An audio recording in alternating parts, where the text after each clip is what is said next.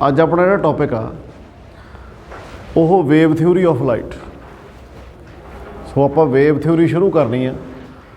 तो पहला ਆਪਾਂ ਇਹ देखिए भी ਹੁਣ तक ਆਪਾਂ लाइट ਨੂੰ एक रे ਦੇ तौर ਤੇ ਮੰਨਿਆ ਸੀ।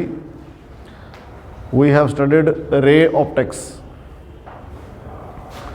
थोड़ी जिहियां गल्लां करांगे पिछे तो भी किवें स्टार्ट होया काम। हुण ईयर किहड़ा चलदा जी 2020 बैक चले जाओ 1637 1637 ਦੇ ਵਿੱਚ एक साइंटिस्ट ਸੀਗੇ ਡੈਸਕਾਰਟਸ, ਫਿਲਾਸਫਰ ਵੀ ਸੀਗੇ फ्रांस ਦੇ। ਉਹਨਾਂ ਨੇ एक ਕਾਰਪਸਕੂਲਰ ਥਿਊਰੀ ਆਫ ਲਾਈਟ ਦਿੱਤੀ। ਕਿਹੜੀ ਥਿਊਰੀ ਦਿੱਤੀ?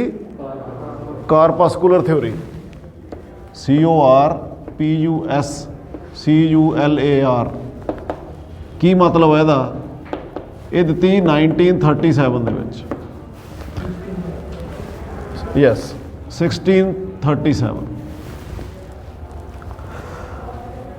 ਇਸ ਥਿਊਰੀ ਦੇ ਵਿੱਚ ਇਹ ਕਿਹਾ ਗਿਆ ਸੀ ਵੀ light consists of small particles. Particles ਆਉਂਦੇ ਆ ਕਿਉਂਕਿ ਦੇਖਣ ਨੂੰ ਕੀ ਮਿਲਦਾ ਸੀ ਵੀ ਲਾਈਟ ਕਿਸੇ ਪੋਲਿਸ਼ਡ ਸਰਫੇਸ ਤੇ ਪੈਂਦੀ ਸੀ, ਚਮਕਦਾਰ ਸਰਫੇਸ ਤੇ ਪੈਂਦੀ ਸੀ ਤੇ ਵਾਪਸ ਵੀ ਆਉਂਦੀ ਸੀ। ਰਿਫਲੈਕਸ਼ਨ ਵਾਜ਼ ਰੈਡੀਲੀ ਅਬਜ਼ਰਵੇਬਲ। ਤੇ ਉਹ ਇਹ ਕਹਿੰਦੇ ਸੀ ਵੀ ਇਹਦੇ ਵਿੱਚ ਛੋਟੇ ਛੋਟੇ ਪਾਰਟੀਕਲ ਨੇ, ਕਿਉਂਕਿ ਇਹ ਥਿਊਰੀ ਵੀ ਚੱਲਦੀ ਸੀ ਨਾਲ ਵੀ ਐਟਮ ਆ ਜਿਹੜਾ it is a small particle. So ਇਹ ਵੀ ਮੰਨਿਆ ਜਾਂਦਾ ਸੀ ਵੀ ਲਾਈਟ ਵੀ ਪਾਰਟੀਕਲਸ ਦੀ ਆ। ਇਸ ਥਿਊਰੀ ਦੇ ਅਕੋਰਡਿੰਗ ਕਾਰਪਸਕੂਲਰ ਥਿਊਰੀ ਜਿਹੜੀ ਡੈਸਕਾਰਟਸ ਨੇ ਦਿੱਤੀ ਸੀ। ਤੇ ਉਹ ਕੰਧ ਦੇ ਵੱਜ ਕੇ ਤੇ ਵਾਪਸ ਮੁੜੇ ਆਉਂਦੇ ਆ ਜਸਟ ਲਾਈਕ ਏ ਬਾਲ। ਠੀਕ ਆ। ਹੋਇਆ ਇਹ ਵੀ ਉਹਨੇ ਦਿਨੀ ਦੇ ਵਿੱਚ ਸਰ ਇਸਾਕ ਨਿਊਟਨ ਜਿਹੜੇ ਸੀਗੇ ਉਹਨਾਂ ਨੇ ਇੱਕ ਬੁੱਕ ਪਬਲਿਸ਼ ਕੀਤੀ ਆਪਣੀ। ਦ ਬੁੱਕ ਨੇਮ ਵਾਜ਼ ਆਪਟਿਕਸ, OPTICKS। ਬੜੀ ਫੇਮਸ ਬੁੱਕ ਸੀ ਉਹਨਾਂ ਦਿਨਾਂ 'ਚ। ਇਸ ਬੁੱਕ ਦੇ ਵਿੱਚ ਵੀ ਸਰ ਇਸਾਕ ਨਿਊਟਨ ਨੇ ਜਿਹੜੀ ਕਾਰਪਸਕੂਲਰ ਥਿਊਰੀ ਡੈਸਕਾਰਟਸ ਨੇ ਦਿੱਤੀ ਸੀ ਉਹਦੇ ਉੱਤੇ ਐਮਫਸਿਸ ਦੇਤਾ ਵੀ ਹਾਂ it is okay, it is right. ਹੁਣ ਸਰ ਇਸਾਕ ਨਿਊਟਨ ਦਾ ਪੂਰਾ ਦਬਦਬਾ ਸੀ ਪੂਰੇ ਸਾਇੰਟੀਫਿਕ ਵਰਲਡ ਦੇ ਉੱਤੇ, ਕਿਉਂਕਿ ਉਹ ਬੜੇ ਮੰਨੇ ਪ੍ਰਮੰਨੇ ਸਾਇੰਟਿਸਟ ਸੀਗੇ। ਜਿੰਨੀਆਂ ਵੀ ਉਹਨਾਂ ਨੇ ਥਿਊਰੀਜ਼ ਦਿੱਤੀਆਂ ਬੜੀਆਂ ਫੇਮਸ ਹੋਈਆਂ। ਲਾਜ਼ ਦੇ ਉੱਤੇ ਮੋਸ਼ਨ ਦੇ ਬੜੇ ਫੇਮਸ ਹੋਏ, ਹਜੇ ਤੱਕ ਆਪਾਂ ਪੜ੍ਹ ਰਹੇ ਹਾਂ। ਹੋਇਆ ਕਿ ਇਸ ਥਿਊਰੀ ਦੇ ਅਕੋਰਡਿੰਗ ਉਹਨਾਂ ਨੇ ਕੀ ਕਿਹਾ? ਉਹਨਾਂ ਨੇ ਲਾਈਟ ਨੂੰ ਤਾਂ ਦੱਸਤਾ ਵੀ ਇਹ ਪਾਰਟੀਕਲਸ ਦੀ ਬਣੀ ਹੋਈ ਹੈ, ਸਮੋਲ ਪਾਰਟੀਕਲਸ ਦੀ ਬਣੀ ਹੋਈ ਹੈ, ਜਿਨ੍ਹਾਂ ਨੂੰ ਹੋ ਸਕਦਾ corpuscular is a French name of particle. ਠੀਕ ਹੈ। ਅਤੇ ਉਹਦੇ ਬਾਅਦ ਕੀ ਹੋਇਆ ਵੀ ਉਹਨਾਂ ਨੇ ਇਹ ਦੱਸਤਾ ਵੀ ਜਦੋਂ ਲਾਈਟ ਇੱਕ ਮੀਡੀਅਮ ਤੋਂ ਦੂਸਰੇ ਮੀਡੀਅਮ 'ਚ ਜਾਂਦੀ ਆ, ਜਿਵੇਂ ਆਪਾਂ ਰੀਫਰੈਕਸ਼ਨ ਦੀ ਗੱਲ ਕਰਦੇ ਹਾਂ, ਇੱਕ ਮੀਡੀਅਮ ਤੋਂ ਦੂਸਰੇ ਮੀਡੀਅਮ 'ਚ ਲਾਈਟ ਜਾਂਦੀ ਆ ਤਾਂ ਉਹ ਨੋਰਮਲ ਦੇ ਵੱਲ ਨੂੰ ਮੁੜ ਜਾਂਦੀ ਹੈ। It bands towards the normal. ਅਤੇ ਨਾਲ ਦੀ ਨਾਲ ਉਹਨਾਂ ਨੇ ਇਹ ਕਿਹਾ ਦੀ ਸਪੀਡ ਆਫ ਲਾਈਟ ਕੀ ਕਰਦੀ ਆ? ਇਨਕਰੀਜ਼ ਕਰ ਜਾਂਦੀ ਆ। ਬਟ ਉਸ ਤੋਂ ਬਾਅਦ ਫਿਰ ਡੱਚ ਸਾਇੰਟਿਸਟ ਕ੍ਰਿਸਟੀਅਨ ਹਾਈਜਨ, ਜਿਨ੍ਹਾਂ ਦੀ ਥਿਊਰੀ ਅੱਜ ਆਪਾਂ ਪੜ੍ਹਨੀ ਹੈ, ਉਹਨਾਂ ਨੇ ਇਹ ਦੱਸਿਆ ਵੀ ਲਾਈਟ ਪਾਰਟੀਕਲ ਨਹੀਂ ਹੈਗੀ, ਲਾਈਟ ਇਜ਼ ਏ ਵੇਵ।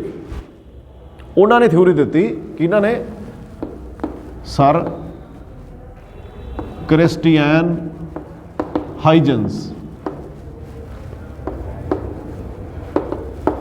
ਇਹਨਾਂ ਨੇ ਦੱਸਿਆ ਵੀ ਲਾਈਟ ਆ ਜਿਹੜੀ ਉਹ ਵੇਵ ਆ। ਅਤੇ ਵੇਵ ਨੂੰ ਹੁਣ ਮੰਨੇ ਕੌਣ? ਕਿਉਂਕਿ ਸਰ ਇਸਾਕ ਨਿਊਟਨ ਨੇ ਪਹਿਲਾਂ ਦੱਸਦਾ ਸੀ ਵੀ ਨਹੀਂ ਠੀਕ ਆ ਜਿਹੜਾ ਕੁਝ ਡੈਸਕਾਰਟਸ ਨੇ ਕਿਹਾ ਸੀ। ਸੋ ਬੜੇ ਸਾਲ, ਕਈ ਸਾਲ ਇਸ ਥਿਊਰੀ ਨੂੰ ਮੰਨਿਆ ਨਹੀਂ ਗਿਆ, ਵੇਵ ਥਿਊਰੀ ਨੂੰ। ਇਹਨਾਂ ਨੇ ਦੱਸਿਆ ਸੀ ਵੀ ਜਦੋਂ ਲਾਈਟ ਦੂਸਰੇ ਮੀਡੀਅਮ 'ਚ ਐਂਟਰ ਕਰੂਗੀ ਤਾਂ ਇਹਦੀ ਸਪੀਡ ਘਟੂਗੀ ਅਤੇ ਟੁਵਰਡਸ ਦੀ ਨੋਰਮਲ ਬੈਂਡ ਹੋਊਗੀ। ਕਲੀਅਰ? ਜਿਹੜਾ ਆਪਾਂ ਅੱਜ ਪੜ੍ਹਦੇ ਹਾਂ, ਅੱਜ ਦੀ ਤਰੀਕ 'ਚ ਆਪਾਂ ਇਹੀ ਪੜ੍ਹਦੇ ਹਾਂ ਨਾ ਵੀ ਜਦੋਂ ਲਾਈਟ ਰੇਅਰ ਟੂ ਡੈਂਸਰ ਜਾਂਦੀ ਆ, it bands towards the normal and it speed ਡਿਕਰੀਜ਼ਸ। ਤੋ ਇਹ ਗੱਲ ਸਾਨੂੰ ਕਿਹਨੇ ਦੱਸੀ ਸੀ ਸਭ ਤੋਂ ਪਹਿਲਾਂ? ਸਰ ਕ੍ਰਿਸਟੀਅਨ ਹਾਈਜਨ ਨੇ। ਓਕੇ। ਤਾਂ ਹੁਣ ਇਸ ਥਿਊਰੀ 'ਚ ਕੀ ਪ੍ਰੋਬਲਮ ਸੀ, ਕਿਉਂ ਨਹੀਂ ਸੀ ਲੋਕ ਅਸੈਪਟ ਕਰਦੇ? ਇੱਕ ਤਾਂ ਪਹਿਲਾਂ ਇਹ ਮੰਨਿਆ ਜਾਂਦਾ ਸੀ ਵੀ ਲਾਈਟ ਟਰੈਵਲਸ ਇਨ ਸਟ੍ਰੇਟ ਲਾਈਨ। ਆਪਾਂ ਵੀ ਹੁਣ ਤੱਕ ਇਹੀ ਪੜ੍ਹਿਆ ਰੇ ਆਪਟਿਕਸ ਦੇ ਵਿੱਚ। ਤੁਸੀਂ ਛੋਟੀਆਂ ਕਲਾਸਾਂ ਤੋਂ ਹੁਣ ਤੱਕ ਇਹ ਪੜ੍ਹਦੇ ਆ ਰਹੇ ਹੋ ਵੀ ਲਾਈਟ ਟਰੈਵਲਸ ਇਨ ਏ ਸਟ੍ਰੇਟ ਲਾਈਨ। ਜੇ ਸਟ੍ਰੇਟ ਲਾਈਨ 'ਚ ਚੱਲਦੀ ਆ ਰੇ ਆਫ ਲਾਈਟ ਤੇ ਵੇਵ ਕਿਵੇਂ ਹੋ ਸਕਦੀ ਆ, ਤੇ ਕਿਉਂਕਿ ਵੇਵ ਆ ਜਿਹੜੀ ਉਹ ਤਾਂ ਇਦਾਂ ਦੀ ਹੁੰਦੀ ਆ। ਇਹਨੂੰ ਤਾਂ ਸਟ੍ਰੇਟ ਲਾਈਨ ਕੌਣ ਕਹੂਗਾ, ਕੋਈ ਵੀ ਨਹੀਂ ਕਹਿੰਦਾ ਇਹਨੂੰ ਸਟ੍ਰੇਟ ਲਾਈਨ। ਠੀਕ ਆ। ਦੂਸਰੀ ਗੱਲ ਬਈ ਇਹ ਮੰਨਿਆ ਜਾਂਦਾ ਸੀ ਕਿਉਂਕਿ ਸਾਊਂਡ ਬਾਰੇ ਪਤਾ ਲੱਗ ਚੁੱਕਿਆ ਸੀ ਵੀ ਸਾਊਂਡ ਇਜ਼ ਅ ਵੇਵ, ਤੇ ਨਾਲ ਇਹ ਵੀ ਪਤਾ ਲੱਗ ਚੁੱਕਿਆ ਸੀ ਵੀ sound can not travel without a medium. ਜੇ ਇੱਕ ਜਗ੍ਹਾ ਤੋਂ ਦੂਸਰੀ ਜਗ੍ਹਾ 'ਤੇ ਸਾਊਂਡ ਨੇ ਟਰੈਵਲ ਕਰਨਾ, ਕਿਉਂਕਿ ਸਾਊਂਡ ਇਜ਼ ਅ ਵੇਵ, ਤੇ ਵੇਵ ਨੂੰ ਕੀ ਚਾਹੀਦਾ, ਇੱਕ ਮੀਡੀਅਮ ਚਾਹੀਦਾ ਟੂ ਪ੍ਰੋਪੇਗੇਟ। ਤੇ ਜਦੋਂ ਲਾਈਟ ਨੂੰ ਇੱਕ ਵੇਵ ਕਿਹਾ ਤਾਂ ਇਹਦੇ ਉੱਤੇ ਕਾਂਟਾ ਇਸ ਲਈ ਵੱਜ ਗਿਆ ਕਿਉਂਕਿ ਸਨ ਤੋਂ ਜਿਹੜੀ ਰੇਜ਼ ਆਫ ਲਾਈਟਸ ਆਉਂਦੀਆਂ ਨੇ, ਜੇ ਉਹ ਵੇਵਜ਼ ਹੋਣ ਤਾਂ ਮੀਡੀਅਮ ਤਾਂ ਹੈ ਨਹੀਂ। ਇਹਦਾ ਮਤਲਬ ਉਹ ਕਹਿੰਦੇ ਵੀ ਨਹੀਂ, ਇਹ ਗਲਤ ਆ, ਕਿਉਂਕਿ ਵੇਵਜ਼ ਰਿਕੁਆਇਰ ਏ ਮੀਡੀਅਮ। ਉਦੋਂ ਇਹ ਪਤਾ ਸੀ ਸਿਰਫ ਵੀ waves require a medium to propagate. ਇਸ ਕਰਕੇ ਲਾਈਟ ਆ ਜਿਹੜੀ ਉਹ ਵੇਵ ਨਹੀਂ ਹੋ ਸਕਦੀ, ਇਟ ਇਜ਼ ਪਾਰਟੀਕਲ ਔਰ it is A ray of light. Particles ਆ ਜਿਹੜੇ ਉਹ ਸਿੱਧੀ ਲਾਈਨ ਚੱਲਦੇ ਆ, ਇਸ ਕਰਕੇ it is A ray of light. ਤੋਂ ਲਗਭਗ 19th ਸੈਂਚੁਰੀ ਦੇ ਵਿੱਚ ਉੱਥੇ ਆ ਕੇ ਜਦੋਂ ਮੈਕਸਵੈਲ ਨੇ ਆਪਣੀਆਂ ਇਕੁਏਸ਼ਨਸ ਦਿੱਤੀਆਂ, ਮੈਕਸਵੈਲ ਨੇ ਇਕੁਏਸ਼ਨਸ ਦਿੱਤੀਆਂ ਜਿਹਦੇ ਵਿੱਚ ਉਹਨਾਂ ਨੇ ਦੱਸਿਆ ਵੀ light is a electromagnetic wave. ਇਹ ਤਾਂ ਬਾਅਦ ਚੋਂ ਦੱਸਿਆ ਸੀ ਲਾਈਟ ਇਜ਼ ਇਲੈਕਟ੍ਰੋਮੈਗਨੈਟਿਕ ਵੇਵ, ਪਰ ਪਹਿਲਾਂ ਉਹਨਾਂ ਨੇ ਇਲੈਕਟ੍ਰੋਮੈਗਨੈਟਿਕ ਵੇਵ ਖੋਜ ਕਰ ਲਈ ਸੀ। ਮੈਕਸਵੈਲ ਨੇ ਆਪਣੀਆਂ ਮੈਥਮੈਟੀਕਲ ਇਕੁਏਸ਼ਨਸ ਦਿੱਤੀਆਂ ਜਿਹਦੇ ਵਿੱਚ ਉਹਨਾਂ ਨੇ ਦੱਸਤਾ ਸੀ ਵੀ ਇਲੈਕਟ੍ਰੋਮੈਗਨੈਟਿਕ ਵੇਵ ਹੁੰਦੀ ਆ। ਪਰ ਫਿਰ ਜਦੋਂ ਉਹਨਾਂ ਨੇ ਇਲੈਕਟ੍ਰੋਮੈਗਨੈਟਿਕ ਵੇਵ ਦੀ ਸਪੀਡ ਫਾਈਂਡ ਕੀਤੀ, then it come out to be close to the speed of light. ਫਿਰ ਇਹ ਗੱਲ ਸਿੱਧ ਹੋਈ ਵੀ ਵਾਕਈ ਲਾਈਟ ਆ ਜਿਹੜੀ ਉਹ ਇੱਕ ਇਲੈਕਟ੍ਰੋਮੈਗਨੈਟਿਕ ਵੇਵ ਆ। ਇਲੈਕਟ੍ਰੋਮੈਗਨੈਟਿਕ ਵੇਵ ਦਾ ਕੀ ਮਤਲਬ ਸੀਗਾ ਵੀ ਇਲੈਕਟ੍ਰਿਕ ਕੰਪੋਨੈਂਟ ਆ ਜਿਹੜਾ, ਜੇ ਉਹ ਟਾਈਮ ਵੇਰਿੰਗ ਹੋਵੇ ਤੇ ਸਪੇਸ ਵੇਰਿੰਗ ਹੋਵੇ, ਦੈਨ ਇਟ ਜਨਰੇਟਸ ਮੈਗਨੈਟਿਕ ਕੰਪੋਨੈਂਟ। ਤੇ ਜੇ ਮੈਗਨੈਟਿਕ ਫੀਲਡ ਹੋਵੇ ਤੇ ਉਹ ਵੀ ਟਾਈਮ ਵੇਰਿੰਗ ਹੋਵੇ ਤੇ ਨਾਲ ਦੀ ਨਾਲ ਸਪੇਸ ਵੇਰਿੰਗ ਹੋਵੇ, ਟਾਈਮ ਐਂਡ ਸਪੇਸ ਵੇਰਿੰਗ ਮਤਲਬ ਚੇਂਜਿੰਗ ਹੋਵੇ, then it generates electric component. ਮਤਲਬ ਇਲੈਕਟ੍ਰਿਕ ਫੀਲਡ ਨੂੰ ਜੇਕਰ ਚੇਂਜ ਕੀਤਾ ਜਾਵੇ, changing electric field magnetic field ਬਣਾਉਂਦਾ, changing magnetic field electric field ਬਣਾਉਂਦਾ। ਤੇ ਉਦੋਂ ਬਾਅਦ ਫਿਰ ਇਹ ਸਿੱਧ ਹੋ ਗਿਆ ਵੀ ਇਲੈਕਟ੍ਰਿਕ ਕੰਪੋਨੈਂਟ ਤੇ ਮੈਗਨੈਟਿਕ ਕੰਪੋਨੈਂਟ ਇੱਕ ਦੂਸਰੇ ਦੇ ਟਰਾਂਸਵਰਸ ਐਕਟ ਕਰਦੇ ਆ, ਮਤਲਬ ਇੱਕ ਦੂਜੇ ਦੇ ਪਰਪੈਂਡੀਕੂਲਰ ਹੁੰਦੇ ਆ। ਜੇ ਇਲੈਕਟ੍ਰਿਕ ਕੰਪੋਨੈਂਟ ਵੇਵ ਦਾ ਐਕਸ ਐਕਸਿਸ ਦੇ ਵਿੱਚ ਆ ਤਾਂ ਉਹਦਾ ਜਿਹੜਾ ਮੈਗਨੈਟਿਕ ਕੰਪੋਨੈਂਟ ਹੋਏਗਾ ਉਹ ਵਾਈ ਦੇ ਵਿੱਚ ਜਾਂ ਜ਼ੈਡ ਦੇ ਵਿੱਚ ਹੋਏਗਾ, ਤੇ ਪ੍ਰੋਪੇਗੇਸ਼ਨ ਉਹਦੀ ਤੀਜੇ ਐਕਸਿਸ ਤੇ ਹੋਏਗੀ। ਕਲੀਅਰ। ਤੇ ਇਹ ਆਪਾਂ ਅਗਲੇ ਚੈਪਟਰ ਦੇ ਵਿੱਚ ਪੜ੍ਹਾਂਗੇ ਹੋਰ ਡਿਟੇਲ ਦੇ ਵਿੱਚ। ਤਾਂ ਉੱਥੋਂ ਫਿਰ ਮੰਨਣ ਲੱਗ ਗਈ ਦੁਨੀਆ ਵੀ ਹਾਂਜੀ ਠੀਕ ਆ, light is a electromagnetic wave. ਫਿਰ ਹੁਣ ਇਹ ਗੱਲ ਆ ਗਈ ਵੀ ਜਿਹੜਾ ਆਪਾਂ ਪਹਿਲਾਂ ਫਿਨੋਮੀਨਾਸ ਪੜ੍ਹ ਚੁੱਕੇ ਹਾਂ, ਰਿਫਲੈਕਸ਼ਨ ਪੜ੍ਹ ਚੁੱਕੇ ਹਾਂ, ਰੀਫਰੈਕਸ਼ਨ ਪੜ੍ਹ ਚੁੱਕੇ ਹਾਂ, ਡਿਸਪਰਸ਼ਨ ਪੜ੍ਹ ਚੁੱਕੇ ਹਾਂ ਪ੍ਰਿਜ਼ਮ ਦੇ ਵਿੱਚੋਂ ਦੀ, ਵੀ ਉਹ ਆਪਾਂ ਸਿੱਧ ਕਰ ਚੁੱਕੇ ਹਾਂ ਜਦੋਂ ਆਪਾਂ ਲਾਈਟ ਨੂੰ ਕੀ ਮੰਨਿਆ ਸੀ, ਇੱਕ ਰੇ ਮੰਨਿਆ ਸੀ। ਤੇ ਕੀ ਇਹ ਪਹਿਲਾਂ ਵਾਲੀ ਜਿਹੜੀ ਚੀਜ਼ਾਂ ਆਪਾਂ ਸਿੱਧ ਕਰ ਚੁੱਕੇ ਹਾਂ ਲਾਈਟ ਨੂੰ ਐਜ਼ ਏ ਰੇ ਮੰਨ ਕੇ, ਕੀ ਵੇਵ ਥਿਊਰੀ ਉਹਨਾਂ ਨੂੰ ਪ੍ਰੂਵ ਕਰਦੀ ਆ? ਤਾਂ ਉਹ ਵੀ ਆਪਾਂ ਇਸ ਚੈਪਟਰ ਦੇ ਵਿੱਚ ਅੱਗੇ ਪੜ੍ਹਾਂਗੇ। Clear.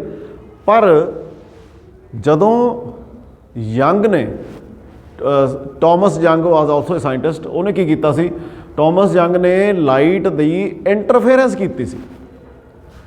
Youngs double slit experiment is a famous experiment, ਆਪਣੇ ਸਿਲੇਬਸ 'ਚ ਵੀ ਹੈਗਾ and it is a 5 marks question. ਉਹਦੇ ਵੀ ਚਾਂਸਿਸ ਪੇਪਰ 'ਚ ਆਉਣ ਦੇ 99% ਆ।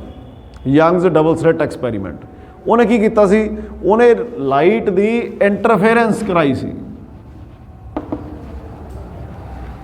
ਇੰਟਰਫੇਰੈਂਸ ਐਕਸਪੈਰੀਮੈਂਟ ਕਿਵੇਂ, ਦੋ ਸੋਰਸਿਸ ਤੋਂ ਲਾਈਟ ਉਹਨੇ ਛੱਡੀ ਤੇ ਉਹਨਾਂ ਦਾ ਇੱਕ ਪੈਟਰਨ ਬਣਿਆ ਤੇ ਉਹਨੂੰ ਐਕਸਪਲੇਨ ਕੀਤਾ, ਐਕਸਪਲੇਨ ਕਰ ਸਕੇ with the help of wave theory only. Wave theory ਦੇ ਨਾਲ ਉਹਨੂੰ ਅਸੀਂ ਐਕਸਪਲੇਨ ਕਰਤਾ ਯੰਗ ਨੇ ਆਪਣੇ ਇੰਟਰਫੇਰੈਂਸ ਐਕਸਪੈਰੀਮੈਂਟ ਦੇ ਨਾਲ। ਕਲੀਅਰ। ਸੋ ਉੱਥੋਂ ਸਾਨੂੰ ਇਹ ਪਤਾ ਲੱਗ ਗਿਆ, ਸਿੱਧ ਹੋ ਗਿਆ ਵੀ light is a electromagnetic wave. ਹੁਣ ਇਹ ਗੱਲ ਦਿਸਦੀ ਤਾਂ ਹੈ ਨਹੀਂ ਸੀ ਬਈ ਲਾਈਟ ਵਾਕਈ ਐਂ ਚੱਲਦੀ ਆ। ਹੁਣ ਕਿਉਂ ਨਹੀਂ ਸੀ ਦਿਸਦੀ, ਇਹਦਾ ਕਾਰਨ ਕੀ ਸੀ? ਕਿਉਂਕਿ ਜਿਹੜੀ ਲਾਈਟ ਨੂੰ ਅਸੀਂ ਸਟੱਡੀ ਕਰਦੇ ਸੀ, ਅਸੀਂ ਵਾਈਟ ਲਾਈਟ ਨੂੰ ਸਟੱਡੀ ਕਰਦੇ ਸੀ ਜਿਹੜੀ ਸਨ ਤੋਂ ਆ ਰਹੀ ਆ, ਜਾਂ ਕਿਸੇ ਇੱਦਾਂ ਦੇ ਸੋਰਸ ਤੋਂ ਆ ਰਹੀ ਆ ਜਿਹੜੀ ਵਾਈਟ ਲਾਈਟ ਸੀ, ਕਿਉਂਕਿ ਸਾਨੂੰ ਦਿਸਦੀ ਹੋਈ ਉਹ ਲਾਈਟ ਸੀ। IR ਤੇ UV ਤਾਂ ਦਿਸਦੀਆਂ ਨਹੀਂ ਸੀ। ਹੁਣ ਜਿਹੜੀ ਆ ਵਾਈਟ ਲਾਈਟ ਆਉਂਦੀ ਸੀ, ਇਹਦੀ ਜਿਹੜੀ ਵੇਵ ਲੈਂਥ ਸੀ ਉਹ ਕਿੰਨੀ ਸੀ? ਲਗਭਗ 0.5 ਮਾਈਕਰੋਮੀਟਰ। ਠੀਕ ਹੈ, ਤੋ ਇੰਨੀ ਵੇਵ ਲੈਂਥ ਜਿਹੜੀ ਸੀਗੀ ਉਹਨੂੰ ਕੰਪੇਅਰ ਕਾਹਦੇ ਨਾਲ ਕਰਦੇ ਸੀ? ਜਿਹੜੇ ਆਪਣੇ ਇੰਸਟਰੂਮੈਂਟ ਸੀਗੇ, ਆਪਣਾ ਜਿਹੜਾ ਲੈਂਸ ਸੀਗਾ ਜਾਂ ਮਿਰਰ ਸੀਗਾ, ਤੇ ਮਿਰਰ ਦਾ ਜਾਂ ਲੈਂਸ ਦੀ ਜਿਹੜੀਆਂ ਡਾਇਮੈਂਸ਼ਨਸ ਸੀਗੀਆਂ ਉਹਨਾਂ ਦੇ ਕੰਪੇਅਰੇਬਲ ਆਹ ਵਾਲੀ ਜਿਹੜੀ ਲੈਂਥ ਸੀ, ਇਟ ਵਾਸ ਨਥਿੰਗ। ਸੋ ਇਹ ਬਿਲਕੁਲ ਨੈਗਲੀਜੀਬਲ ਸੀ, ਇਹਨੂੰ ਨੈਗਲੈਕਟ ਹੀ ਕਰੀ ਜਾਂਦੇ ਸੀ ਸਾਰੇ। ਤੇ ਪਰ ਜਦੋਂ ਇਹ ਸਾਰਾ ਕੁਝ ਆਪਾਂ ਦੇਖਿਆ ਮੈਕਸਵੈਲਸ ਦੇ ਐਕਸਪੈਰੀਮੈਂਟ ਦੇ ਨਾਲ, ਹਾਈਜਨਸ ਦੀ ਥਿਊਰੀ ਸੀ ਤੇ ਯੰਗਸ ਦੇ ਐਕਸਪੈਰੀਮੈਂਟ ਦੇ ਨਾਲ, ਫਿਰ ਇਹ 100% ਸਿੱਧ ਹੋ ਗਿਆ ਵੀ ਲਾਈਟ ਇਜ਼ ਏ ਵੇਵ। ਹੁਣ ਆਪਾਂ ਇਹ ਥਿਊਰੀ ਨੂੰ ਸਟੱਡੀ ਕਰਾਂਗੇ ਵੀ ਹਾਈਜਨਸ ਪ੍ਰਿੰਸੀਪਲ, ਹਾਈਜਨ ਨੇ ਕਿਹੜੀ ਥਿਊਰੀ ਦਿੱਤੀ? ਜਿਹੜੀ ਹਾਈਜਨ ਨੇ ਥਿਊਰੀ ਦਿੱਤੀ ਉਹ ਕਿਹੜੇ ਬੇਸਿਸ ਦੇ ਉੱਤੇ ਸੀ? ਤਾਂ ਸਭ ਤੋਂ ਪਹਿਲਾਂ ਆਪਾਂ ਇਹ ਮੰਨਾਂਗੇ ਵੀ ਲਾਈਟ ਇਜ਼ ਏ ਵੇਵ। ਜਿੱਥੇ ਆਪਾਂ ਪਿਛਲੇ ਚੈਪਟਰ ਦੇ ਕੁਐਸਚਨਾਂ ਦੇ ਵਿੱਚ ਇਹ ਕਰਦੇ ਸੀ, consider A ray of light from A source ਕਰਦੇ ਸੀ ਨਾ। ਕੁਝ ਵੀ ਆਪਾਂ ਜਿਹੜਾ ਆਰਟੀਕਲ ਸ਼ੁਰੂ ਕਰਦੇ ਸੀ ਆਪਾਂ ਲਿਖਦੇ ਸੀ consider a source of light, a ray of light comes and it incident on objective, ਜਾਂ ਕੁਝ ਵੀ ਪੜ੍ਹਦੇ ਸੀ ਨਾ, ਜਾਂ ਪ੍ਰਿਜ਼ਮ ਤੇ ਪੈਂਦੀ ਸੀ ਜਾਂ ਮਿਰਰ ਤੇ ਪੈਂਦੀ ਸੀ। ਹੁਣ ਆਪਾਂ ਜਿਹੜਾ ਕੁਝ ਵੀ ਪੜ੍ਹਾਂਗੇ ਉਹਦੇ ਆਪਾਂ ਕੀ ਲਿਖਾਂਗੇ? Consider a source of light which through which A wave of light is coming. ਹੁਣ ਆਪਾਂ ਵੇਵ ਕੰਸੀਡਰ ਕਰਾਂਗੇ, ਲਾਈਟ ਨੂੰ ਇੱਕ ਵੇਵ ਕਹਿ ਕੇ ਚੱਲਾਂਗੇ। ਕਲੀਅਰ? ਹੁਣ ਵੇਵਸ ਕੀ ਨੇ? ਵੇਵਸ ਆਪਾਂ ਕਿਹੜੀਆਂ ਦੇਖਦੇ ਹਾਂ? ਆਪਾਂ ਜਦੋਂ ਤੋਂ ਤੁਸੀਂ ਛੋਟੇ ਹੁੰਦੇ ਤੋਂ ਵੱਡੇ ਹੋਏ ਹੋ, ਸਭ ਤੋਂ ਪਹਿਲਾਂ ਮੇਰਾ ਖਿਆਲ ਆ ਵੀ ਆਪਾਂ ਖੜੇ ਪਾਣੀ ਦੇ ਵਿੱਚ ਕੋਈ ਚੀਜ਼ ਸਿੱਟ ਕੇ ਦੇਖਦੇ ਹਾਂ ਤਾਂ ਉਹ ਆਲੇ ਦੁਆਲੇ ਵੇਵ ਟ੍ਰੇਨਸ ਜਾਂਦੀਆਂ ਨੇ, ਵੇਵਸ ਜਾਂਦੀਆਂ ਨੇ। ਕਿੱਦਾਂ ਦੀਆਂ ਜਾਂਦੀਆਂ ਨੇ? ਪੌਂਡ ਦੇ ਵਿੱਚ ਆਪਾਂ ਇੱਕ ਸਪੋਜ਼ ਕਰੋ ਇੱਥੇ ਇੱਕ ਪੱਥਰ ਸਿੱਟ ਦਿੰਦੇ ਆ ਤਾਂ ਇਹਦੇ ਆਲੇ ਦੁਆਲੇ ਕੰਸੈਂਟਰਿਕ ਸਰਕਲਸ ਸਾਨੂੰ ਬਾਹਰਲੇ ਪਾਸੇ ਨੂੰ ਜਾਂਦੇ ਦਿਸਦੇ ਨੇ, ਸਾਰੇ ਪਾਸੇ ਦਿਸਦੇ ਨੇ ਜੀ। ਸੋ ਇਹਨਾਂ ਨੂੰ ਹੀ ਅਸੀਂ ਵੇਵਸ ਕਹਿੰਦੇ ਆ। ਕਿਹੜੀਆਂ ਵੇਵਸ ਹੁੰਦੀਆਂ ਨੇ ਇਹ? ਵੇਵਸ ਅਸੀਂ ਛੋਟੀਆਂ ਕਲਾਸਾਂ ਤੋਂ ਦੋ ਤਰੀਕੇ ਦੀਆਂ ਪੜ੍ਹਦੇ ਆਏ ਆ। ਇੱਕ ਨੂੰ ਅਸੀਂ ਟਰਾਂਸਵਰਸ ਕਹਿੰਦੇ ਆ, ਦੂਜੀ ਨੂੰ ਅਸੀਂ ਲੌਂਗੀਟਿਊਡਨਲ ਵੇਵਸ ਕਹਿੰਦੇ ਆ। ਪੜ੍ਹਿਆ ਹੋਇਆ ਤੁਸੀਂ ਇਹ? ਥੋੜ੍ਹਾ ਜਿਹਾ ਰਿਮਾਈਂਡ ਕਰ ਲਓ। ਟਰਾਂਸਵਰਸ ਵੇਵਸ ਕਿਹੜੀਆਂ ਹੁੰਦੀਆਂ ਨੇ, ਕੋਈ ਦੱਸ ਸਕਦਾ? ਜਿਹੜੀਆਂ ਮੀਡੀਅਮ ਤੋਂ ਪਰਪੈਂਡੀਕੂਲਰ, ਪ੍ਰੋਪੇਗੇਸ਼ਨ ਦੇ ਪਰਪੈਂਡੀਕੂਲਰ, ਜਿਨ੍ਹਾਂ ਦੀ ਵਾਈਬ੍ਰੇਸ਼ਨ ਆ ਜਿਹੜੀ, ਜਿਵੇਂ ਆਹ ਵਾਲੀ ਵੇਵ ਆ, ਦਿਸ ਇਜ਼ ਅ ਟਰਾਂਸਵਰਸ ਵੇਵ। ਇਹਦੀ ਪ੍ਰੋਪੇਗੇਸ਼ਨ ਇੱਧਰ ਨੂੰ ਆ। ਪ੍ਰੋਪੇਗੇਸ਼ਨ ਮਤਲਬ ਇਹ ਜਾਂਦੀ ਕਿੱਧਰ ਨੂੰ ਆ? ਇੱਧਰ ਨੂੰ ਜਾਂਦੀ ਆ। ਪਰ ਜਿਹੜੇ ਪਾਰਟੀਕਲ ਆ ਵਾਈਬ੍ਰੇਟ ਕਿਵੇਂ ਕਰਦੇ ਆ? Perpendicular to the ਪ੍ਰੋਪੇਗੇਸ਼ਨ। ਸੋ ਜਿਹਦੇ ਵਿੱਚ propagation and vibration of the particle ਆਪਸ ਦੇ ਵਿੱਚ ਹੀ ਟਰਾਂਸਪੋਜੀਸ਼ਨ ਤੇ ਹੋਣ, ਇਹਨੂੰ ਟਰਾਂਸਪੋਜੀਸ਼ਨ ਕਿਹਾ ਜਾਂਦਾ, ਕ੍ਰਿਸ ਕ੍ਰੋਸ ਨੂੰ। ਤਾਂ ਇਸ ਤਰ੍ਹਾਂ ਦੀ ਵੇਵ ਨੂੰ ਅਸੀਂ ਕੀ ਕਹਿੰਦੇ ਆ? ਟਰਾਂਸਵਰਸ ਵੇਵ। ਤੇ ਲਾਈਟ ਆ ਜਿਹੜੀ ਉਹ ਸਾਡੀ ਟਰਾਂਸਵਰਸ ਵੇਵ ਆ। ਕਲੀਅਰ ਹੋ ਗਈ ਗੱਲ ਇਹ? ਹੁਣ ਆ ਗਈ ਦੂਜੀ ਗੱਲ, ਲੌਂਗੀਟਿਊਡਨਲ ਵੇਵ ਕਿਹੜੀ ਆ? ਲੌਂਗੀਟਿਊਡਨਲ ਦਾ ਮਤਲਬ ਮੈਂ ਤੁਹਾਨੂੰ ਆਮ ਤੌਰ ਤੇ ਸਮਝਾਉਣਾ ਹੁੰਦਾ, +1 'ਚ ਵੀ ਸਮਝਾਇਆ ਸੀ। ਲੌਂਗੀ ਦਾ ਮਤਲਬ ਲੈਂਥ ਵਾਈਜ਼, ਜਿੱਧਰ ਨੂੰ ਲੈਂਥ ਆ ਪ੍ਰੋਪੇਗੇਸ਼ਨ ਵੀ ਉਧਰ ਨੂੰ ਹੀ ਆ, ਵਾਈਬ੍ਰੇਸ਼ਨ ਵੀ ਉਧਰ ਨੂੰ ਹੀ ਆ। ਤੋ ਇਹ ਇਦਾਂ ਦੀਆਂ ਵੇਵਸ ਕਿੱਦਾਂ ਦੀਆਂ? ਜਿਹਦੇ ਵਿੱਚ ਕੰਪਰੈਸ਼ਨਸ ਐਂਡ ਰੇ ਰਿਫਰੈਕਸ਼ਨਸ ਹੁੰਦੇ ਆ। ਕੰਪਰੈਸ਼ਨਸ ਐਂਡ ਰੇ ਰਿਫਰੈਕਸ਼ਨ। ਸਾਊਂਡ ਵੇਵਸ ਆ ਜਿਹੜੀਆਂ ਸਾਡੀਆਂ, ਉਹ ਲੌਂਗੀਟਿਊਡਨਲ ਵੇਵਸ ਹੁੰਦੀਆਂ ਨੇ। ਮੈਂ ਬੋਲ ਰਿਹਾ, ਮੇਰੇ ਗਲੇ ਤੋਂ ਡਾਇਫਰਾਮ ਤੋਂ ਆਵਾਜ਼ ਆਉਂਦੀ ਆ। ਕੀ ਹੁੰਦਾ? ਜਿਹੜਾ ਮੀਡੀਅਮ ਆ ਉਹਨੂੰ ਉਹ ਇਸ ਤਰੀਕੇ ਨਾਲ ਵੇਵ ਟਰੈਵਲ ਕਰਕੇ ਤੁਹਾਡੇ ਕੰਨ ਤੱਕ ਆਉਂਦੀ ਆ। ਤੁਹਾਡੇ ਕੰਨਾਂ ਦਾ ਪਰਦਾ ਉਸ ਹਿਸਾਬ ਨਾਲ ਹਿਲਦਾ ਜਿਹੜੇ ਹਿਸਾਬ ਨਾਲ ਮੇਰਾ ਡਾਇਫਰਾਮ ਹਿਲ ਰਿਹਾ, ਤਾਂ ਉਹੀ ਵਰਡ ਤੁਹਾਨੂੰ ਉਵੇਂ ਸੁਣਦੇ ਆ। ਸੋ ਇੱਦਾਂ ਜਿਹੜੀ ਸਾਊਂਡ ਆ ਉਹ ਟਰੈਵਲ ਕਰਦੀ ਆ ਐਜ਼ ਲੌਂਗੀਟਿਊਡਨਲ ਵੇਵਸ। ਪਤਾ ਲੱਗ ਗਿਆ ਲੌਂਗੀਟਿਊਡਨਲ ਦਾ ਟਰਾਂਸਫਰ ਦਾ ਕੀ ਫਰਕ ਆ? ਡੈਫੀਨੇਸ਼ਨ ਜੇ ਪੇਪਰ 'ਚ ਅਜੇ ਲਿਖਣੀ ਆ ਤਾਂ ਇੱਥੇ ਕਹਾਂਗੇ propagation and vibrations are perpendicular to each other. ਇੱਥੇ ਕੀ ਵਾਸਤੇ ਕੀ ਲਿਖਾਂਗੇ? Propagation and vibrations are in the same direction, parallel to each other. Clear? Okay. ਹੁਣ ਅਸੀਂ ਆ ਜੀ ਇੱਥੇ ਵੇਵ ਦੇ ਉੱਤੇ, ਲਾਈਟ ਨੂੰ ਵੇਵ ਥਿਊਰੀ ਪੜ੍ਹਨ ਲੱਗੇ ਆ। ਸੋ ਵੇਵ ਦੇ ਵਿੱਚ ਸਾਡੇ ਕੋਲ ਇੱਕ ਕ੍ਰੈਸਟ ਹੁੰਦੀ ਹੈ, ਇੱਕ ਟਰਫ ਹੁੰਦੀ ਹੈ। ਜਿਹੜੀ ਉੱਪਰਲੇ ਪਾਸੇ ਵਾਲੀ ਇਹਨੂੰ ਕ੍ਰੈਸਟ ਕਹਿੰਦੇ ਆ, ਨੀਚੇ ਵਾਲੀ ਨੂੰ ਅਸੀਂ ਟਰਫ ਕਹਿੰਦੇ ਆ। ਇੱਕ ਕ੍ਰੈਸਟ ਤੋਂ ਦੂਜੀ ਕ੍ਰੈਸਟ ਤੱਕ ਦਾ ਡਿਸਟੈਂਸ ਇੱਕ ਵੇਵ ਲੈਂਥ ਹੁੰਦਾ, ਜਿਹਨੂੰ ਅਸੀਂ ਲੈਮਡਾ ਕਹਿ ਦਿੰਦੇ ਆ। ਥੋੜ੍ਹਾ ਜਿਹਾ ਸ਼ਾਰਟ ਦੇ ਵਿੱਚ ਦੱਸਦੇ ਆ। ਤੁਸੀਂ ਜ਼ਰੂਰੀ ਨਹੀਂ ਵੀ ਦੋਨੇ ਕ੍ਰੈਸਟ ਦਾ ਡਿਸਟੈਂਸ ਲੈਣਾ, ਦੋਨੇ ਟਰਫ ਦਾ ਵੀ ਲੈ ਸਕਦੇ ਹੋ, ਉਹ ਵੀ ਵੇਵਲੈਂਥ ਆ। ਤੇ ਤੁਸੀਂ ਦੋਨੇ first second and third, first ਤੇ ਥਰਡ ਜਿਹੜਾ ਸੈਂਟਰ ਵਾਲਾ ਪੁਆਇੰਟ ਆ ਉਹਦਾ ਡਿਸਟੈਂਸ ਵੀ ਲੈ ਸਕਦੇ ਹੋ, ਉਹ ਵੀ ਇੱਕ ਵੇਵਲੈਂਥ ਹੈ। ਇੱਥੋਂ ਤੋਂ ਲੈ ਕੇ ਉੱਪਰ ਤੱਕ ਇਹਨੂੰ ਐਂਪਲੀਟਿਊਡ ਕਿਹਾ ਜਾਂਦਾ। ਕਲੀਅਰ? ਤੇ ਬਾਕੀ ਤੁਹਾਨੂੰ ਬਾਕੀ ਜਿਹੜੀ ਹੋਰ ਡਿਸਪਲੇਸਮੈਂਟ ਉਹਨੂੰ ਜਨਰਲ ਡਿਸਪਲੇਸਮੈਂਟ ਕਿਹਾ ਜਾਂਦਾ, ਮੈਕਸਿਮਮ ਡਿਸਪਲੇਸਮੈਂਟ ਨੂੰ ਐਂਪਲੀਟਿਊਡ ਕਿਹਾ ਜਾਂਦਾ। ਉੱਪਰਲੇ ਪਾਸੇ ਨੂੰ ਪੋਜ਼ਿਟਿਵ, ਨੀਚਲੇ ਪਾਸੇ ਨੂੰ ਨੈਗੇਟਿਵ। ਓਕੇ, ਸੋ ਹੁਣ ਸਭ ਤੋਂ ਪਹਿਲਾਂ ਅਸੀਂ ਡਿਫਾਈਨ ਕਰਾਂਗੇ ਵੇਵ ਫਰੰਟ। ਹਾਈਜਨ ਥਿਊਰੀ ਪੜ੍ਹਨ ਦੇ ਲਈ ਸਭ ਤੋਂ ਪਹਿਲੀ ਚੀਜ਼ ਕੀ ਆ ਵੀ ਵੇਵ ਫਰੰਟ ਕੀ ਆ। ਸਿੱਧੀ ਜੀ ਭਾਸ਼ਾ ਦੇ ਵਿੱਚ ਫਰੰਟ ਦਾ ਮਤਲਬ ਕੀ ਹੁੰਦਾ? ਸਾਹਮਣੇ ਵਾਲਾ ਪਾਸਾ। ਜਦੋਂ ਇੱਕ ਵੇਵ ਸ਼ੁਰੂ ਹੋਈ ਤਾਂ ਜਿਹੜਾ ਉਹਦਾ ਸਾਹਮਣੇ ਵਾਲਾ ਪਾਸਾ ਅੱਗੇ ਨੂੰ ਜਾ ਰਿਹਾ ਉਹਨੂੰ ਅਸੀਂ ਸਿੱਧੀ ਪੰਜਾਬੀ ਭਾਸ਼ਾ ਦੇ ਵਿੱਚ ਵੇਵ ਫਰੰਟ ਕਹਿ ਸਕਦੇ ਹਾਂ। ਹੁਣ ਇਹਦੀ ਸਾਇੰਟੀਫਿਕ ਲੈਂਗੁਏਜ ਦੇ ਵਿੱਚ ਡੈਫੀਨੇਸ਼ਨ ਕੀ ਆਏਗੀ? ਹੁਣ ਮੈਨੂੰ ਇਹ ਦੱਸੋ ਵੀ ਜੇਕਰ ਮੈਂ ਸਰਕਲਸ ਬਣਾਏ ਆ ਕੰਸੈਂਟਰਿਕ, ਤਾਂ ਇਹਨਾਂ ਦਾ ਮਤਲਬ ਕੀ ਆ? ਇਹ ਸਾਰੀ ਟਰਫ ਹੋਏਗੀ ਜਾਂ ਕ੍ਰੈਸਟ ਹੋਏਗੀ? ਇੱਥੇ ਆਪਾਂ ਪੱਥਰ ਸਿੱਟਿਆ ਵਿਚਾਲੇ, ਇੱਕ ਰੈਸਟ ਹੈ। ਕ੍ਰੈਸਟ ਵੀ ਹੋ ਸਕਦੀ ਆ। ਤੇ ਜੇ ਮੈਂ ਵਿਚਾਲੇ ਇੱਕ ਡਾਟਡ ਲਾਈਨ ਬਣਾਤੀ, ਇਹਦਾ ਮਤਲਬ ਇੱਕ ਜਣੀ ਟਰਫ ਹੋਊਗੀ, ਇੱਕ ਕੀ ਹੋਊਗੀ? ਕ੍ਰੈਸਟ ਹੋਊਗੀ। ਠੀਕ ਆ, ਕਿਉਂਕਿ ਇੱਦਾਂ ਜਾਂਦੀਆਂ ਨੇ। ਠੀਕ ਆ, ਤਾਂ ਜਿੰਨੇ ਵੀ ਪੁਆਇੰਟ ਕ੍ਰੈਸਟ ਤੇ ਨੇ ਉਹ ਸੋਰਸ ਤੋਂ ਬਰਾਬਰ ਡਿਸਟੈਂਸ ਤੇ ਆ। ਸੋਰਸ ਆਹ ਵਾਲਾ ਸਾਡਾ ਜਿੱਥੋਂ ਵੇਵ ਸ਼ੁਰੂ ਹੋਈ, ਸੋਰਸ ਤੋਂ ਕੀ ਨੇ? ਬਰਾਬਰ ਡਿਸਟੈਂਸ ਤੇ ਨੇ। ਚਾਹੇ ਉਹ ਐਸ ਕ੍ਰਸਟ ਤੇ ਨੇ, ਚਾਹੇ ਐਸ ਕ੍ਰਸਟ ਤੇ ਨੇ, ਚਾਹੇ ਆ ਟਰਫ ਤੇ ਆ, ਚਾਹੇ ਐਸ ਟਰਫ ਤੇ ਆ। ਜਿੰਨੇ ਪੁਆਇੰਟ, ਜਿੰਨੇ ਪਾਰਟੀਕਲ ਚਾਹੇ ਕ੍ਰਸਟ ਤੇ ਆ ਚਾਹੇ ਟਰਫ ਤੇ ਆ, ਉਹ ਸਾਰੇ ਦੇ ਸਾਰੇ ਇੱਕ ਕ੍ਰਸਟ ਵਾਲੇ ਸੋਰਸ ਤੋਂ ਕਿੰਨੇ ਡਿਸਟੈਂਸ ਤੇ ਆ? ਸੇਮ ਡਿਸਟੈਂਸ ਤੇ। ਬਸ ਇਹੀ ਡੈਫੀਨੇਸ਼ਨ ਆ ਪੰਜਾਬੀ 'ਚ। ਇੰਗਲਿਸ਼ 'ਚ ਕੀ ਪੜ੍ਹਾਂਗੇ? ਇੰਗਲਿਸ਼ 'ਚ ਤੁਹਾਡੀ ਬੁੱਕ ਲਿਖਦੀ ਆ ਦੀ locus of all the particles। ਲੋਕਸ ਦਾ ਮਤਲਬ ਹੁੰਦਾ ਪਾਥ। ਧਿਆਨ ਰੱਖਿਓ, ਲੋਕਸ ਦਾ ਕੀ ਮਤਲਬ ਆ? ਪਾਥ, ਰਸਤਾ। ਆਹ ਵਾਲਾ ਰਾਹ, ਆਹ ਸਾਰਾ distance. The locus of all the particles which at any instant, instant ਦਾ ਮਤਲਬ time, vibrate in same phase।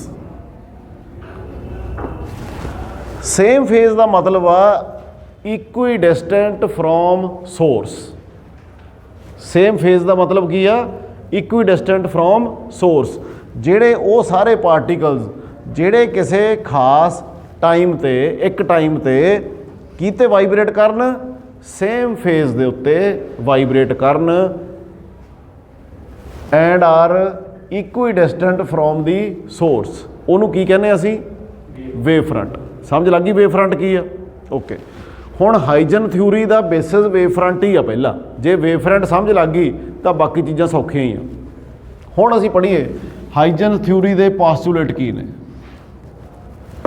ਹਾਈਜਨਸ theory ਦੇ ਪਾਸਟੂਲੇਟ ਕੀ ਨੇ, ਮਤਲਬ ਇਹਦੇ ਪੁਆਇੰਟ ਕੀ ਨੇ। ਇੰਗਲਿਸ਼ ਦੇ ਵਿੱਚ ਕਈ ਵਾਰੀ ਇਦਾਂ ਦੇ ਵਰਡ ਹੁੰਦੇ ਆ ਜਿਹੜੇ ਸਾਨੂੰ ਲੱਗਦਾ ਵੀ ਪਤਾ ਨਹੀਂ ਕਿੱਥੋਂ ਆ ਗਏ, ਵੀ ਸ਼ਾਇਦ ਇਹ ਚੀਜ਼ ਔਖੀ ਬਹੁਤ ਆ। ਪਾਸਟੂਲੇਟ ਕੋਈ ਖਾਸ ਚੀਜ਼ ਨਹੀਂ, ਜਿਹੜੇ ਉਹਨੇ ਥਿਊਰੀ ਦੇ ਪੁਆਇੰਟ ਦਿੱਤੇ ਉਹ ਨੇ। ਸੋ ਪਹਿਲਾ ਪੁਆਇੰਟ ਕੀ ਆ? ਪਹਿਲਾ ਪੁਆਇੰਟ ਇਹ ਆ ਵੀ ਇੱਕ ਵੇਵ ਫਰੰਟ ਤੇ ਜਿੰਨੇ ਪਾਰਟੀਕਲ ਨੇ ਉਹ ਸਾਰੇ ਐਕਟ ਕਰਦੇ ਨੇ ਇੰਡੀਵਿਜੂਅਲ ਸੋਰਸਿਸ। ਕੀ ਐਕਟ ਕਰਦੇ ਆ? Individual sources. So all the points on a particular wave front act as individual sources, sends out disturbances, sending लिखो इत्थे, sending out disturbance in all directions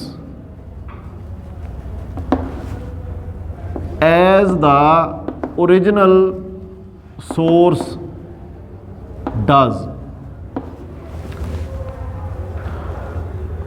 ਹੁਣ ਇਹਦਾ ਪੰਜਾਬੀ 'ਚ ਮਤਲਬ ਸਮਝ ਲਓ।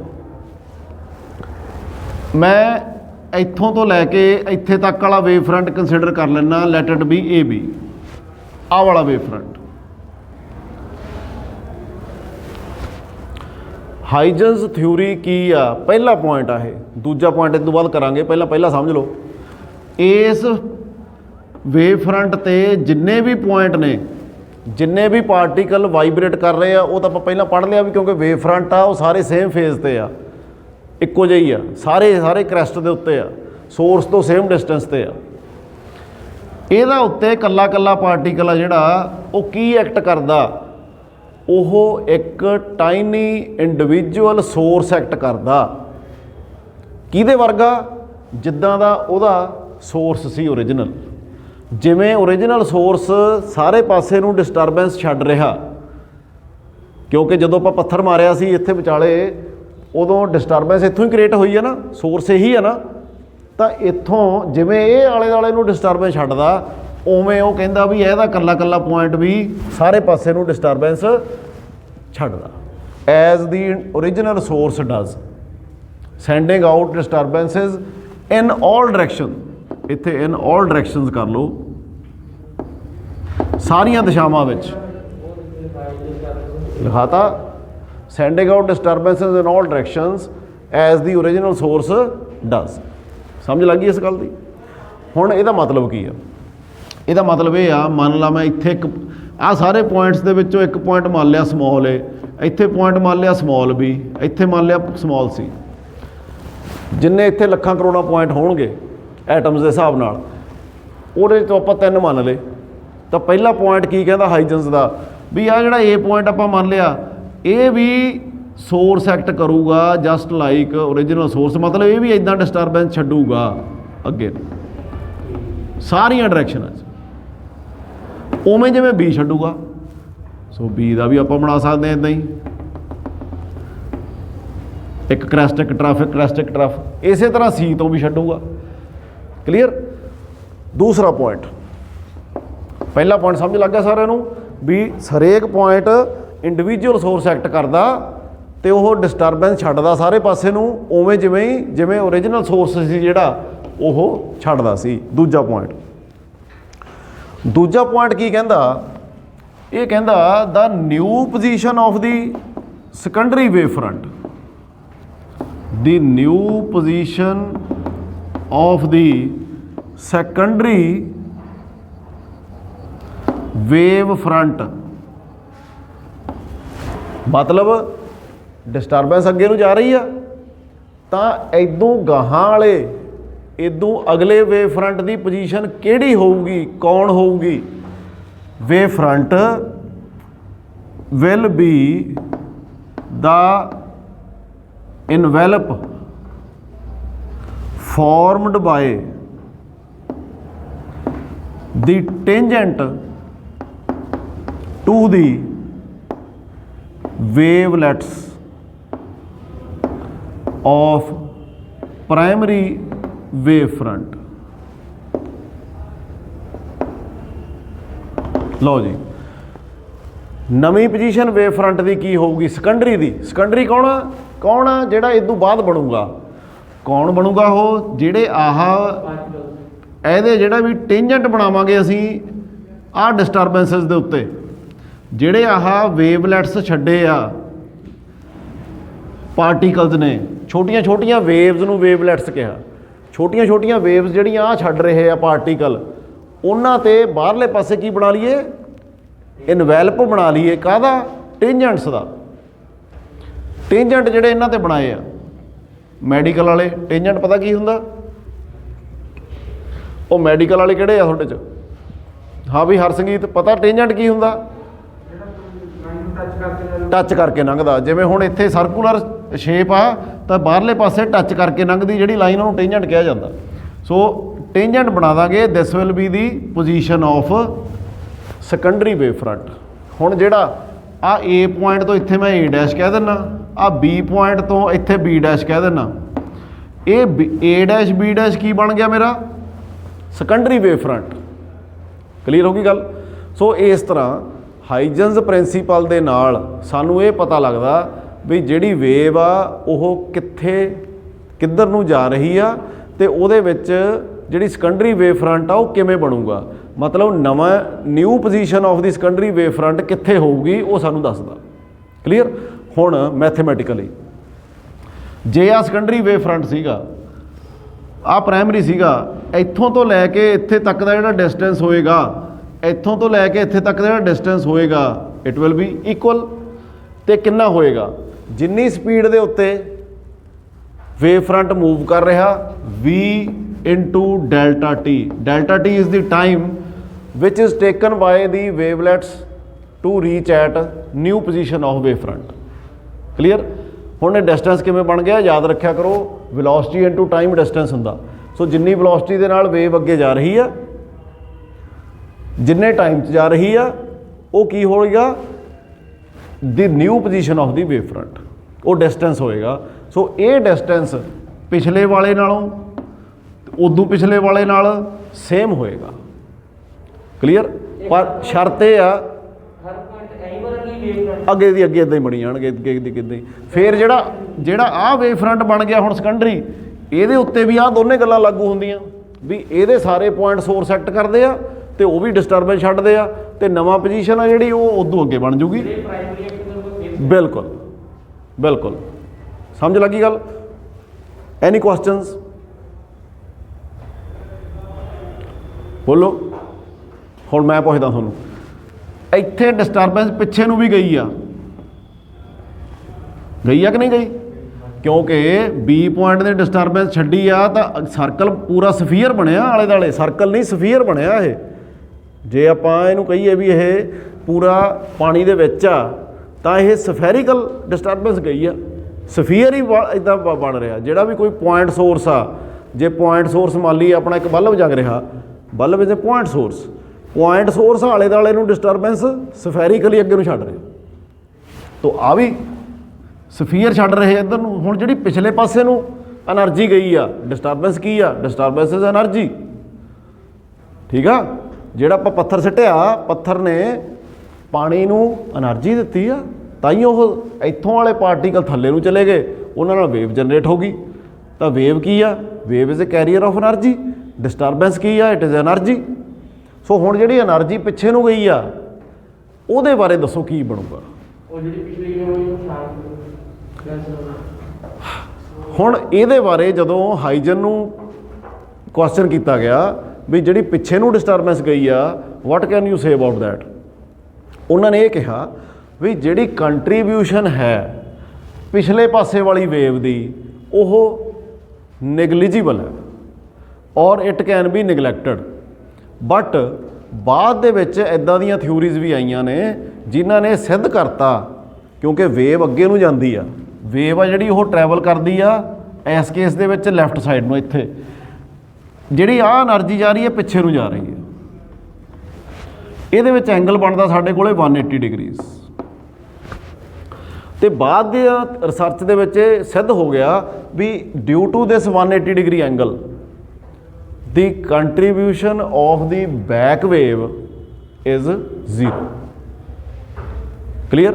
ਸੋ ਇਹ ਤੁਸੀਂ ਵੱਡੀਆਂ ਕਲਾਸਾਂ ਜਾ ਕੇ ਪੜ੍ਹੋਗੇ, ਇਹ ਆਪਣੇ ਸਕੋਪ ਆਫ ਦੀ ਸਿਲੇਬਸ ਤੋਂ ਬਾਹਰ ਆ। ਸੋ ਇਸ ਕਰਕੇ ਤੁਸੀਂ ਸਿਰਫ ਇੰਨਾ ਹੀ ਯਾਦ ਰੱਖਣਾ ਵੀ ਜਿਹੜੀ ਪਿੱਛੇ ਵਾਲੀ ਵੇਵ ਆ ਉਹਦੀ ਕੰਟਰੀਬਿਊਸ਼ਨ ਟੂ ਦੀ ਪ੍ਰੋਪੇਗੇਸ਼ਨ ਨੈਗਲੈਕਟਡ ਆ, 0 ਆ। Clear. So this was the ਹਾਈਜਨਸ principal and ਹਾਈਜਨਸ theory. ਇਸ ਤੋਂ ਬਾਅਦ ਆਪਾਂ ਇਸ ਚੈਪਟਰ ਦੇ ਵਿੱਚ ਰਿਫਲੈਕਸ਼ਨ ਡਰਾਈਵ ਕਰਾਂਗੇ, ਰਿਫਰੈਕਸ਼ਨ ਕਰਾਂਗੇ on the basis of wave theory. ਪਰ ਜੇ ਤੁਹਾਨੂੰ ਆਹ ਚੰਗੀ ਤਰ੍ਹਾਂ ਸਮਝ ਲੱਗ ਜਾਂਦੀ ਆ ਫਿਰ ਉਹ ਸਾਰੀਆਂ ਚੀਜ਼ਾਂ ਵੀ ਈਜ਼ੀਲੀ ਸਮਝ ਲੱਗ ਜਾਣਗੀਆਂ। ਇੱਕ ਗੱਲ ਦਾ ਧਿਆਨ ਰੱਖਣਾ ਵੀ ਆਹ ਜਿਹੜਾ ਟਾਈਮ ਆ, ਟਾਈਮ ਬਰਾਬਰ ਹੋਊਗਾ ਫਿਰ, ਕਿਉਂਕਿ ਵੈਲੋਸਿਟੀ ਤਾਂ ਸਾਰੇ ਪਾਰਟੀਕਲਸ ਦੀ ਸੇਮ ਆ ਬਿਕੋਜ਼ ਉਹ ਵੇਵ ਫਰੰਟ 'ਤੇ ਨੇ। ਵੇਵ ਫਰੰਟ ਪਹਿਲਾਂ ਹੀ ਸੋਰਸ ਤੋਂ ਇੱਕੋ ਡਿਸਟੈਂਸ 'ਤੇ ਆ, ਤਾਂ ਵੈਲੋਸਿਟੀ ਵੀ ਉਹਦੀ ਸੇਮ ਆ ਅਤੇ ਟਾਈਮ ਨੂੰ ਅਸੀਂ ਸੇਮ ਰੱਖ ਕੇ ਵੇਵ ਫਰੰਟ ਦੀ ਅੱਗੇ ਜਨਰੇਸ਼ਨ ਕਰਨੀ ਆ, ਕੰਸਟਰਕਸ਼ਨ ਕਰਨੀ ਆ। ਕਲੀਅਰ ਹੋ ਗਿਆ ਜੀ। ਹੁਣ ਇੱਕ ਛੋਟਾ ਜਿਹਾ ਪੁਆਇੰਟ ਹੋਰ ਆ ਜਾਂਦਾ ਵੀ ਕਿਹੜੇ ਡਿਫਰੈਂਟ ਸੋਰਸਿਸ ਨੇ ਅਤੇ ਉਹਨਾਂ ਦੇ ਵੇਵ ਫਰੰਟ ਕਿੱਦਾਂ ਦੇ ਹੋਣਗੇ। ਵੇਵ ਫਰੰਟ ਸਾਡੇ ਕੋਲ ਜਨਰਲੀ 3 ਤਰ੍ਹਾਂ ਦੇ ਹੁੰਦੇ ਆ। ਸੋ ਕਿੱਦਾਂ ਦੇ ਹੁੰਦੇ ਆ, ਸੋ ਆਪਾਂ ਦੇਖੀਏ। ਸੋ ਮੈਂ ਇੱਥੇ ਬਣਾ ਦਿੰਦਾ।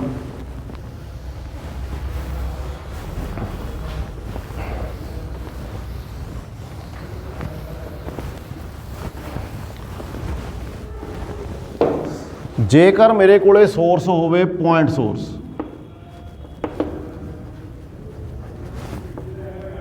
ਪੁਆਇੰਟ ਆਬਜੈਕਟ ਆ ਜਿਹੜਾ ਲਾਈਟ ਛੱਡ ਰਿਹਾ, ਤਾਂ ਇਹਦਾ ਜਿਹੜਾ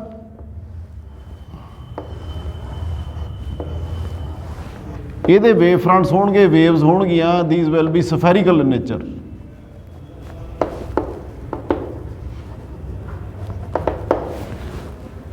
ਐਗਜ਼ਾਮ ਦੇ ਵਿੱਚ ਜੇਕਰ ਤੁਹਾਨੂੰ ਇਹ ਕੁਐਸਚਨ ਆ ਜਾਂਦਾ ਵੀ ਇੱਕ ਪੁਆਇੰਟ ਸੋਰਸ ਆ, ਉਹਦਾ ਵੇਵ ਫਰੰਟ ਕਿੱਦਾਂ ਦਾ ਹੋਏਗਾ ਦੱਸੋ, then your answer should be ਸਫੈਰੀਕਲ।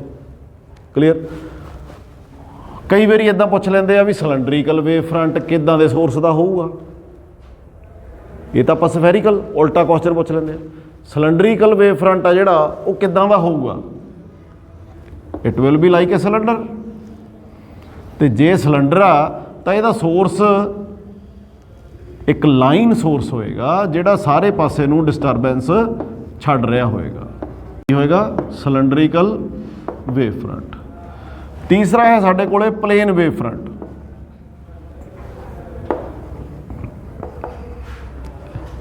ਸਭ ਤੋਂ ਜ਼ਿਆਦਾ ਸਾਡੇ ਕੰਮ ਆਹ ਆਉਣਾ। ਹੁਣ ਤੁਸੀਂ ਦੱਸੋ ਵੀ ਪਲੇਨ ਵੇਵ ਫਰੰਟ ਦਾ ਸੋਰਸ ਕਿੱਦਾਂ ਦਾ ਹੋਏਗਾ, ਦੱਸ ਸਕਦੇ ਹੋ? ਸ਼ੀਟ ਹੋਏਗੀ, ਸ਼ੀਟ ਵਰਗਾ ਹੋਏਗਾ ਜਾਂ ਕੁਝ ਹੋਰ? ਸ਼ੀਟ ਵਰਗਾ ਸੋਰਸ ਦੇਖਿਆ ਕਿਤੇ?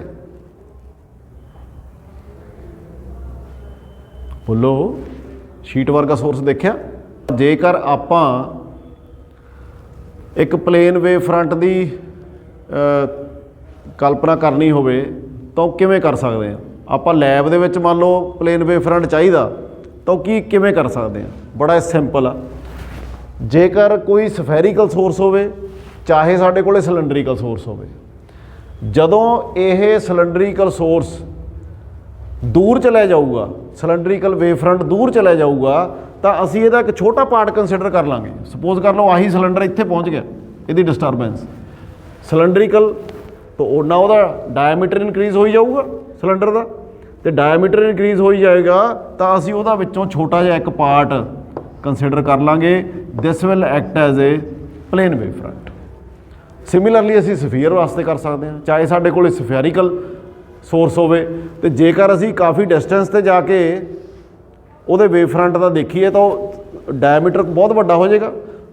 ਠੀਕ ਆ, ਤਾਂ ਕਾਫੀ ਵੱਡੇ ਡਾਇਆਮੀਟਰ ਵਿੱਚੋਂ ਆਪਾਂ ਫਿਰ ਇੱਕ ਛੋਟਾ ਜਿਹਾ ਪੋਰਸ਼ਨ ਸਿਲੈਕਟ ਕਰਾਂਗੇ ਜਿਹੜਾ ਇੱਕ ਐਕਟ ਕਰੂਗਾ plane wave front. So plane wave front ਦਾ ਸੋਰਸ ਕੌਣ ਹੋਊਗਾ? It may be a point object, it may be a line object ਜਿਹੜਾ ਸੋਰਸ ਹੋਵੇ। ਤੇ ਪਰ ਸ਼ਰਤ ਕੀ ਆ ਵੀ ਐਟ ਏ ਲਾਰਜਰ ਡਿਸਟੈਂਸ ਅਸੀਂ ਉਹਦੇ ਵੇਵ ਫਰੰਟ ਨੂੰ ਪਲੇਨ ਵੇਵ ਫਰੰਟ ਅਜ਼ਿਊਮ ਕਰਕੇ ਯੂਜ਼ ਕਰ ਸਕਦੇ ਹਾਂ। ਕਲੀਅਰ ਹੋ ਗਈ ਜੀ ਸਾਰੀ ਕਹਾਣੀ? ਤੇ ਇਹਨੂੰ ਕਰ ਲਿਓ ਚੰਗੀ ਤਰ੍ਹਾਂ, ਕਿਉਂਕਿ ਇਹਦੇ ਬੇਸਿਸ ਦੇ ਉੱਤੇ ਹੀ ਆਪਾਂ ਅੱਗੇ ਪੜ੍ਹਨਾ। ਵੇਵ ਥਿਊਰੀ ਤਾਂ ਸਮਝ ਆਉਣੀ ਆ ਜੇ ਆਉਂਦਾ।